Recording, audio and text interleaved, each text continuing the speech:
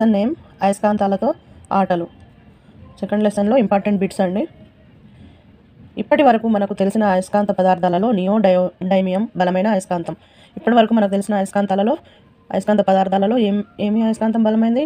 డైమియం అనేది బలమైన అయస్కాంతం. సుమారు 2500 సంవత్సరాల క్రితం మాగ్నస్ అనే గొర్రెల కాపరి రోజు తన గొర్రెలను మేపుతూ కొండలలో తిరుగుతుండేవాడు. సుమారు 25 సంవత్సరాల క్రితం, ఇప్పుడు కాదు, 25 సంవత్సరాల క్రితం మాగ్నస్ అనే గొర్రెల కాపరి రోజు తన గొర్రెలను మేపుతూ కొండలలో తిరుగుతుండేవాడు. సహజ అయస్కాంతంను లోడ్ స్టోన్ అని అంటాం. సహజ అయస్కాంతం ఏమంటారు? లోడ్ స్టోన్ అని అంటాం. అయస్కాంతం ఇలా ఉంటుందండి. ఇలా ఉంటే దండ అయస్కాంతం అంటారు. ఇట్లా యు ఆకారంలో ఉంటే గుర్రపు నాడ అయస్కాంతం అని కూడా అంటారు.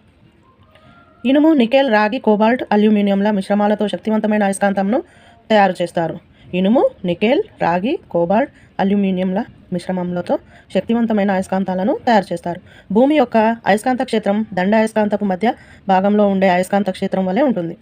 భూమి యొక్క అయస్కాంత క్షేత్రం దండ అయస్కాంతం మధ్య భాగంలో ఉండే అయస్కాంత క్షేత్రం వలె ఉంటుంది. భూ అయస్కాంత తీవ్రత శీతల ఫ్రిజ్ అయస్కాంత తీవ్రత కన్నా 20 రెట్లు శక్తివంతమైనది.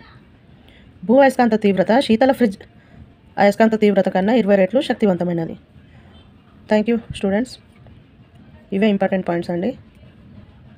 నచ్చితే లైక్ చేయండి, సబ్స్క్రైబ్ చేయండి. Thank you.